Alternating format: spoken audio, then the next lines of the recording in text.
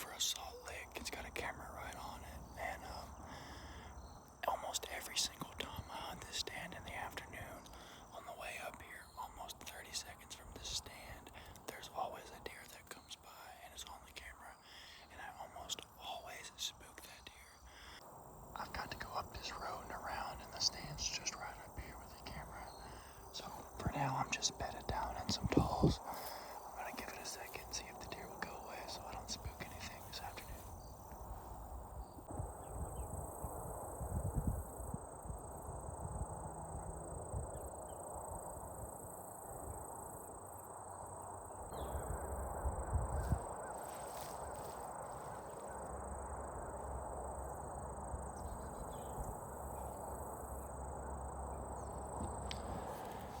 And that's what I was afraid was gonna happen. It always happens when I hunt this stand, and I just can't seem to find better access. But thankfully it was a young doe. She only blew once, she's out of here. Didn't cause too much of a ruckus. But just like that, where that doe was headed, at the bottom of this hill down here, freshly harvested cornfield, and these deer are just flocking to it. So I'm gonna try to get up here and get in my stand and catch these deer coming off these hills and going out to this cornfield. All right, guys, finally got in the stand. After all that, finally set up. It's October 20th, Sunday. It's just 4 o'clock, which is like the latest I'd ever like to get in the stand. I'm hunting the point of this ridge right now. At the bottom, like I said earlier, there's a massive cornfield that these deer are feeding on. And in the afternoons, they're coming down and heading out that way.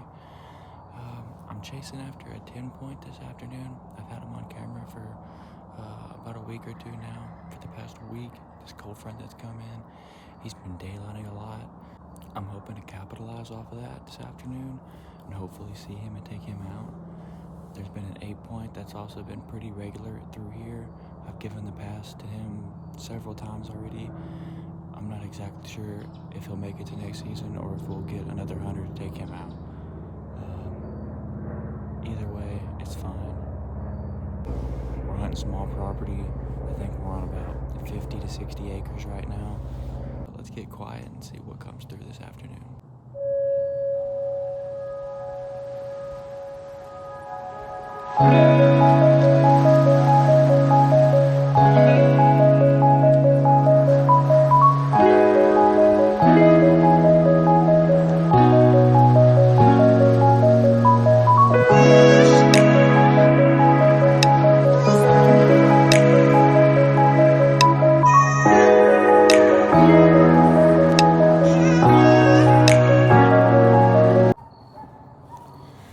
Well, it doesn't really get any worse than this. I'm sitting here in my tree stand, and you'll probably hear it in a second, but maybe 100 yards over my shoulder this way, somebody is just blasting off rounds right now.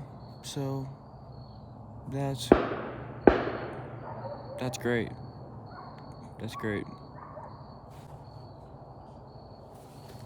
The challenges of hunting on small properties, man.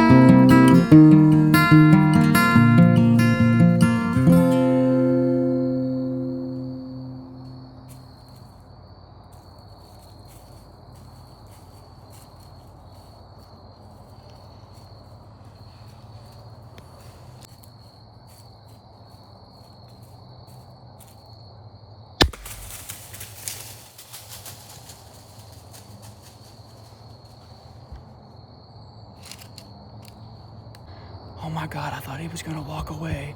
He turned around and came back. Oh my God, thank you, Lord. After all the rifle rounds shooting and everything, this deer still came in right on time. Oh my Lord. Oh, I'm gonna make a few phone calls and I'll get back. All right, I just climbed down. I'm about to walk over here and see if I can see initial blood, and then I'm gonna back out, and then we'll look.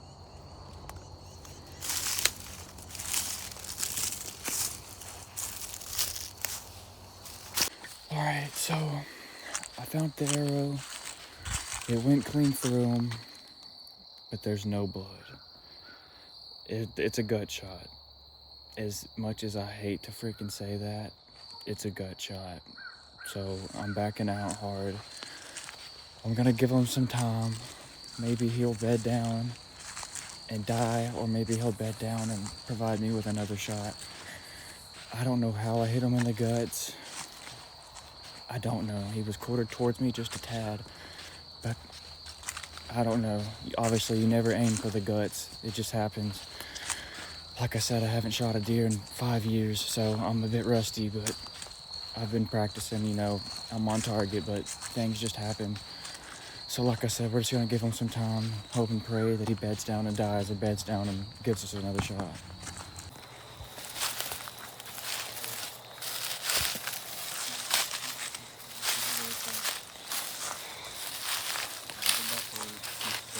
Can you go find any more back that way?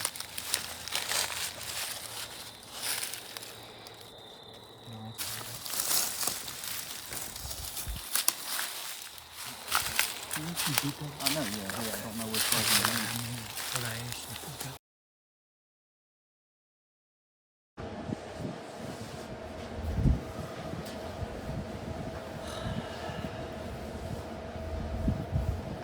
Alright, how do I even start this? I'm gonna make this short and sweet because I'm just pretty tore up about it and I don't want to talk about it. Basically, we tracked that deer for probably 200 yards last night. It was guts for 20 yards. The deer fell down. I watched it get up and walk away. From the point that it got up and walked away, it bled good for probably 150 yards. From that point, we bumped into the neighboring fence line. We don't know them, so we backed out. I made contact with them and tried to ask the right way to go look for my deer. Turns out these people are total not cool. They don't want anything to do with us or anybody else. I've contacted game wardens that we're cool with and had the game wardens contact them. They still don't care. I went back up there this morning just to try to look around a little bit on our property during the daylight, and these people are sitting on the property line in their trucks. So, I mean, I'm just fighting fire with fire at this point, and I'm playing a very risky game. And not only do I not want to get shot or get prosecuted for trying to find this deer, I don't want to ruin one of our hunting spots and cause total havoc with a neighbor. So at this point, there's nothing else I can do besides cut my losses. I've learned a whole lot from the whole situation. I'm not gonna let it eat me up inside. Uh, it would be different if I couldn't find the deer simply because I couldn't find the deer, but I'm being forced to not find the deer. So it's no longer in my hands as much as I wish it was. And that's about all I can say about that part of the recovery of the deer. I have learned that I could have waited a little bit more before I shot, and that would have made my shot placement a little bit better. So don't rush your shots. Also, when that deer first fell down, I got excited. And when I got excited, I got too loud and it spooked the deer and he got up and walked. I also feel if I wouldn't have got excited and he would have laid right there and would have probably died in that bed right there and never made it to the neighbor's property. So these are just things you learn as you go, as you hunt. I'm not gonna let it discourage me. I'm gonna learn from it. I don't know if I'll hunt this stand probably anymore for the rest of this season just because of all that. I don't want to deal with that anymore. But that's basically it. wish I had a better ending to this video of me holding this deer, but I don't. Yeah, so thanks for watching, guys.